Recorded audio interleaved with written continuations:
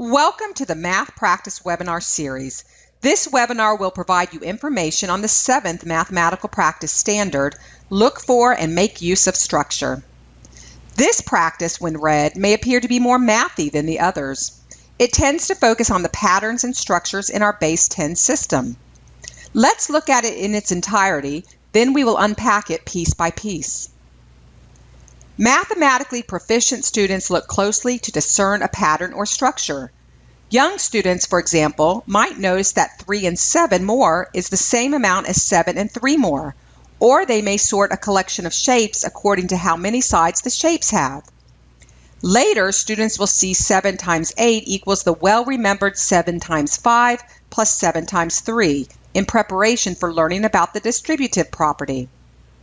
In the expression x2 plus 9x plus 14, older students can see the 14 as 2 times 7 and the 9 as 2 plus 7. They recognize the significance of an existing line in a geometric figure and can use the strategy of drawing an auxiliary line for solving problems. They also can step back for an overview and shift perspective. They can see complicated things, such as some algebraic expressions, as single objects or as being composed of several objects. For example, they can see 5 minus 3 times x minus y times 2 as 5 minus a positive number times a square and use that to realize that its value cannot be more than 5 for any real numbers x and y.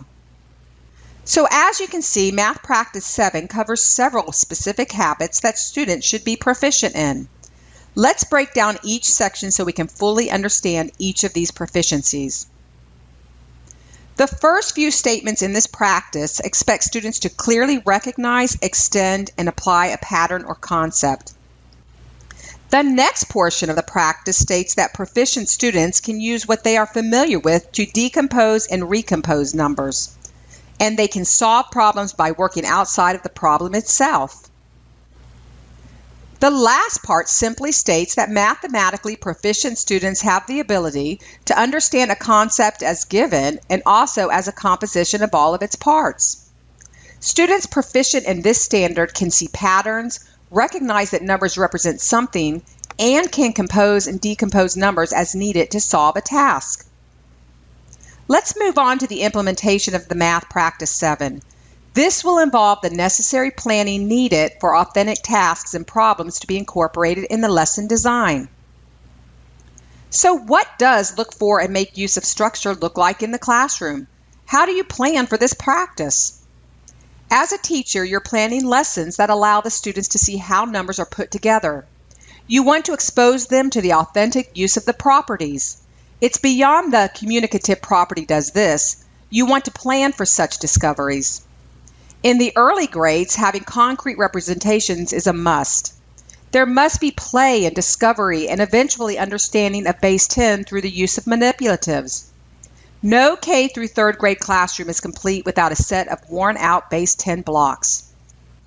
The students should be experts in composing and decomposing numbers. Students should understand that 112 is 11 tens and 2 ones, or 100 and 12 ones, or 100, 110, and 2 ones. The term borrow should disappear and a thorough understanding of regrouping should replace it. This depth of knowledge will occur as students are afforded opportunities to make use of structure. If it's your desire that your students are successful in math, then being proficient at looking for and making use of structure is a must. It's the processes, but it's more than just teaching students the rules of math. It's about them discovering the patterns in math and applying them continuously as they increase their math skills. These structures should become habits of mind. Even if they can't remember if you add exponents or multiply exponents when dealing with polynomials, the habit of mind to use substitution and look for structure will lead to the correct process. All proficient math students continue to look for structure from K-12 and beyond, and any strong pedagogy will provide the opportunities for that. In kindergarten, students use the structure of 10 ones to reason about team numbers. They compare team numbers using the structure of the 10 ones to compare the ones. Students are given a number of objects. They are asked to group the objects in tens and ones. They state the team number and then state it again as tens and ones. I have blank blocks. I have blank tens and blank ones. I have 17 blocks. I have 1 10 and 7 ones. But after these practices, do they understand base 10? Of course not. As important as these moments of discovery are in kindergarten, they're also as important in the consecutive grades. Discovering the rules of adding integers is much more powerful than just memorizing them. All students should have frequent opportunities to grapple with structure. But how do we know that our students are developing the habits of mind to look for and make use of structures? We provide opportunities and we pose questions.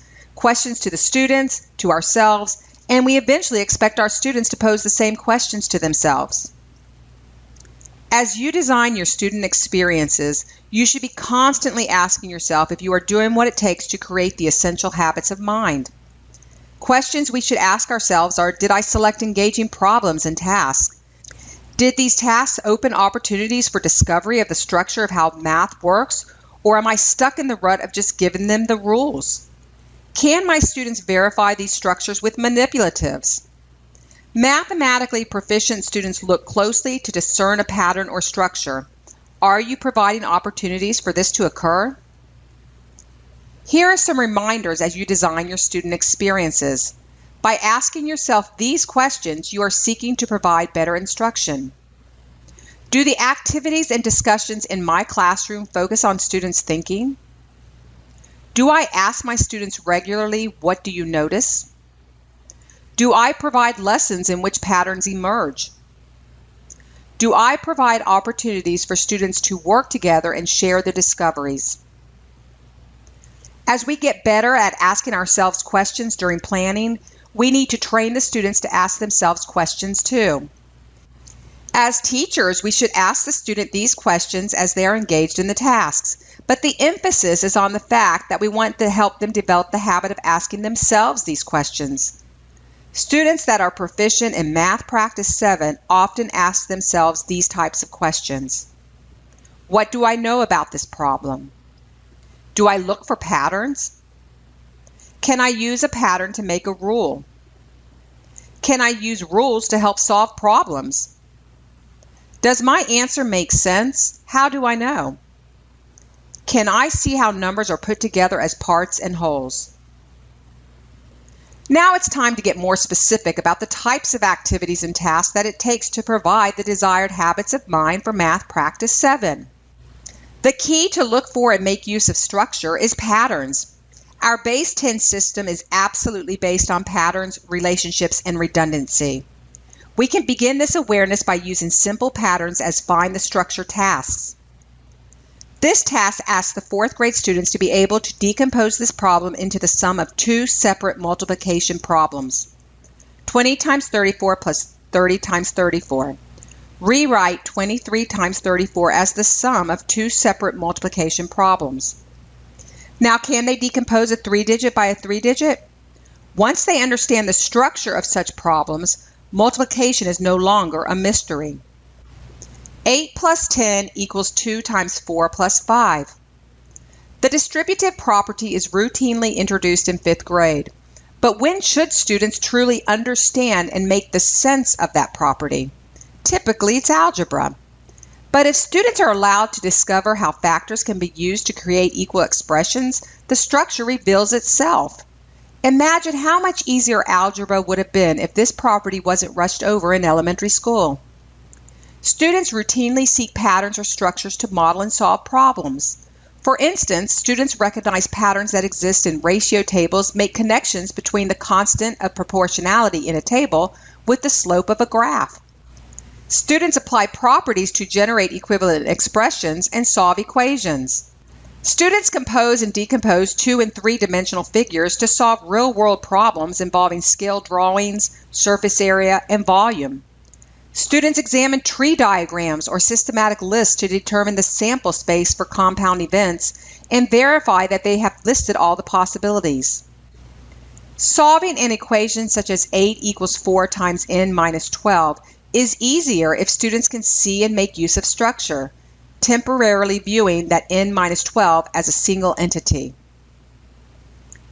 Rules of divisibility aren't part of many states' content standards anymore, But the structure of division and the patterns that can be discovered about rules of divisibility lend themselves to a perfect implementation of Math Practice 7. For example, the problem on this slide states 3045.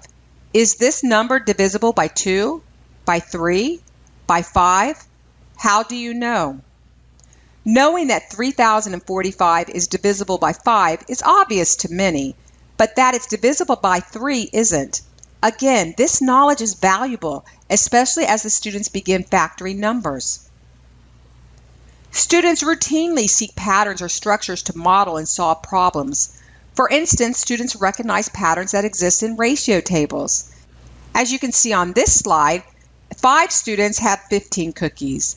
9 students have 27 cookies. 50 students have how many cookies? Students can then make connections between the constant of proportionality in a table with the slope of a graph. The next 2 slides demonstrate how the structure of writing very large and very small numbers are made simpler through the structure of scientific notation. And yes, the answer to the second slide will make you cry, but it's a fun, engaging way to have the students practice scientific notation. Orlando has approximately 227,000 residents. Express this number using scientific notation. What is Justin Bieber's net worth written in scientific notation? This task provides us with the opportunity to see how the mathematical ideas embedded in the standards and clusters mature over time. The task uses facts about supplementary, complementary, vertical, and adjacent angles in a multi-step problem to write and solve simple equations for an unknown angle in a figure. Students who see the hidden structure of the auxiliary line and make use of that structure by drawing the line will be able to solve this problem.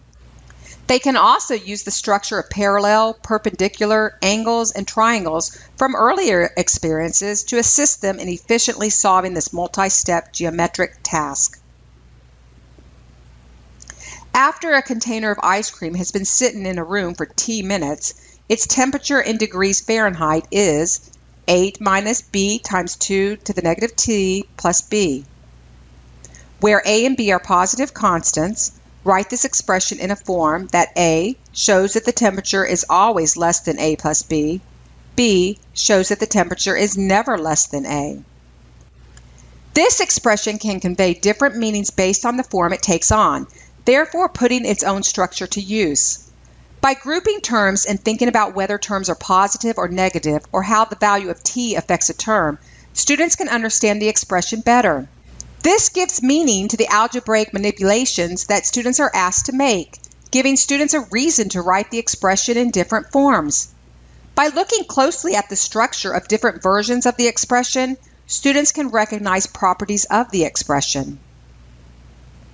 For many students, algebraic expressions are just a jumble of letters, but students should be able to see meaning in both pieces of an expression and the expression as a whole. In this case, there are 2 layers of structure: the fact that the entire expression is a rational expression, and the fact that the denominator also contains rational expressions.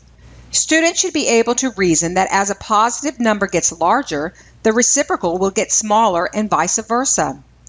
Then students need to reason about the denominator inside the denominator, and in the process, decode the complex structure of the expression. So now we have viewed several tasks that have students look for and make use of structure. Maybe it gave you some ideas of some of the tasks that you can give your own students. Let's spend a moment to see how we might assess Math Practice 7. Students can be assessed informally during this process just by asking questions as you circulate. But some teachers want a more formal rubric or checklist. This is one practice that can be checked with correct answers to algorithms or through generalizations. However, attached is a rubric that can be used or adapted as a quick reference to assist with that assessment. Look for and make use of structure. Emerging students can look for structure within mathematics to help them solve problems efficiently. Proficient students can compose and decompose number situations and relationships through observed patterns in order to simplify solutions. And exemplary students can see complex and complicated math expressions as component parts. It may be valuable to assess yourself too. This rubric is a great planning tool as you design your lessons. As we become more self-aware of the environment we create and if it is effective in implementing the math practices, we should see a direct impact on the problem solving and perseverance of our students. As we conclude this webinar, consider planning tasks that require students to focus on the structures and the numbers within those tasks. We hope this webinar helped clarify your understanding of Mathematical Practice 7, look for and make use of structure.